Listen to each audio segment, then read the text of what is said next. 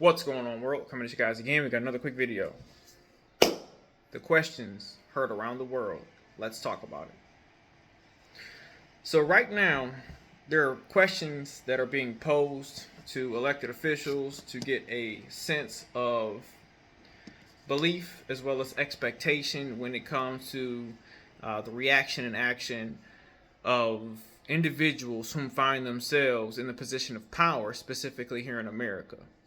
Now, two questions, to my understanding, were just posed to Vice President J.D. Vance regarding the $1.8 billion fund that was originally a lawsuit or a civil suit against the IRS, as well as the January 6 individuals whom unfortunately had an altercation or interaction with law enforcement at the Capitol. And the question is should the taxpayers foot the bill for the $10 billion to facilitate a form of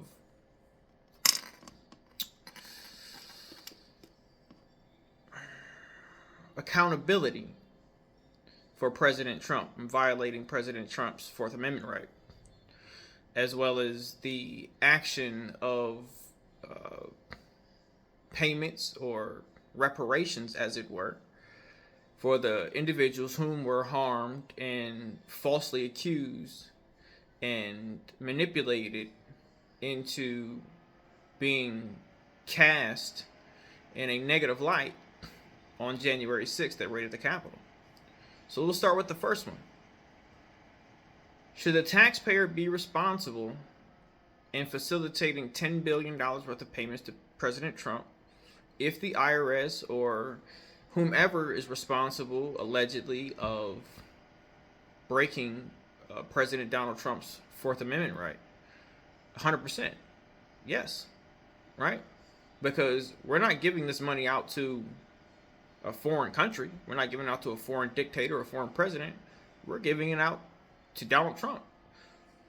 Donald Trump is one of the most known names in the world. Donald Trump has the engagement capacity of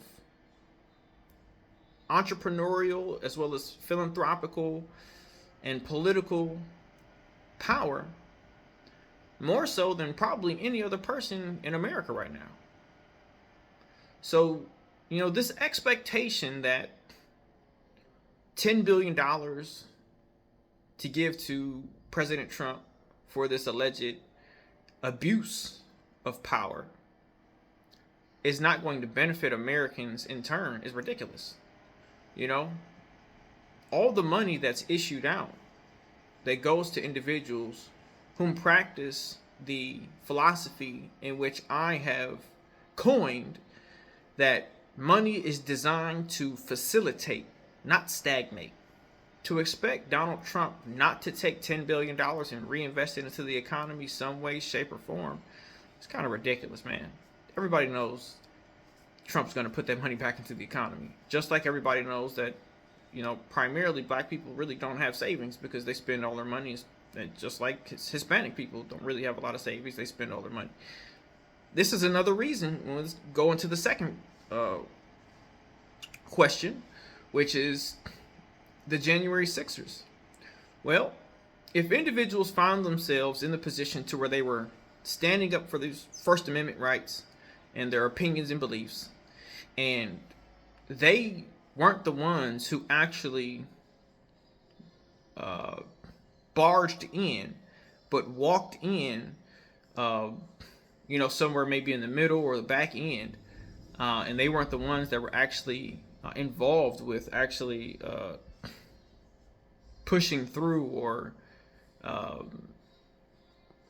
illegally gaining access through force, and they were rounded up like people of color in impoverished communities as being, gang members, right? Guilty by association, or just happen to be in the crowd or whatever.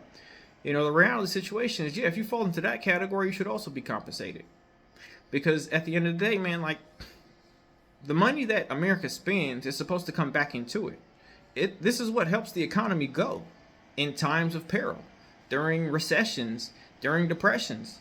As money continues to facilitate and move, it keeps the economy going until we can get external investments back into the country, like President Trump has been doing, trying to facilitate foreign investments into the country to say that we believe in America and we continue to believe in America.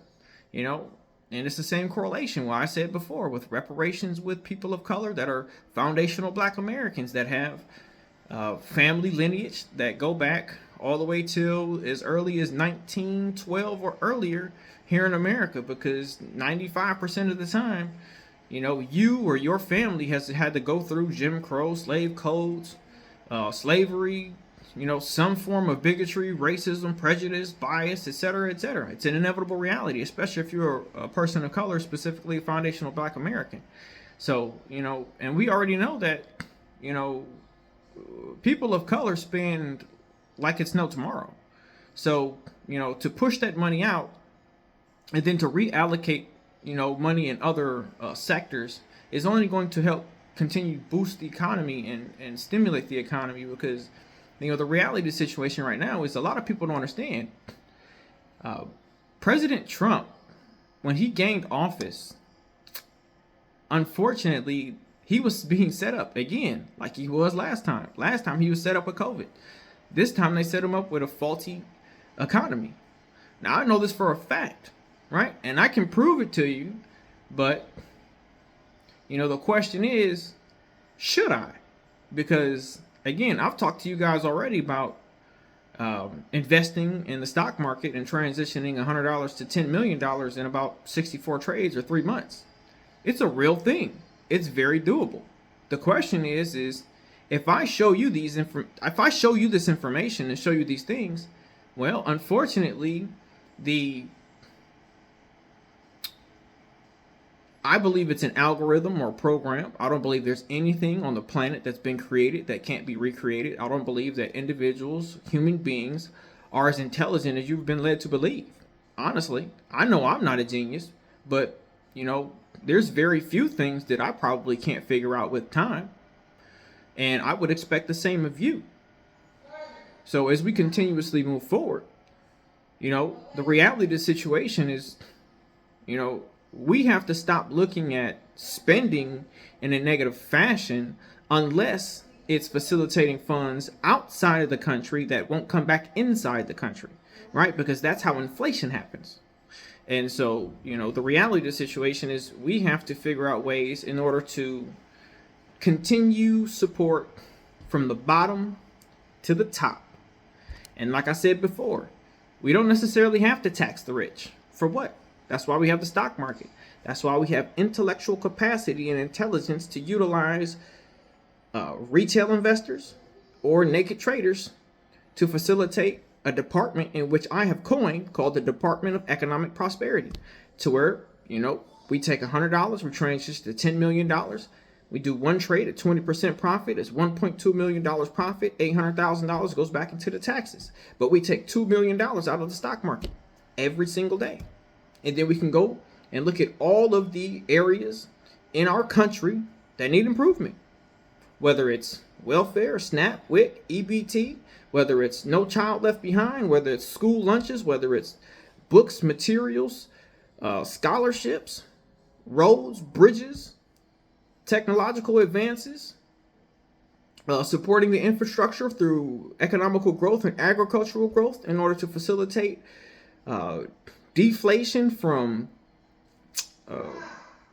cost of living expenses, of everyday cost of living expenses that I said before we can incorporate through our military. We have thousands of acres of land that's not even being used in our military facilities and military bases in the country and around the world, in which we could utilize and expedite a process for a new MOS for agricultural development, as well as through botany and other forms of farming and technologies, right? We created Space Force, so why can't we create things of the same nature to make sure that now we have an American-made product made by Americans that the taxpayers pay for at cost?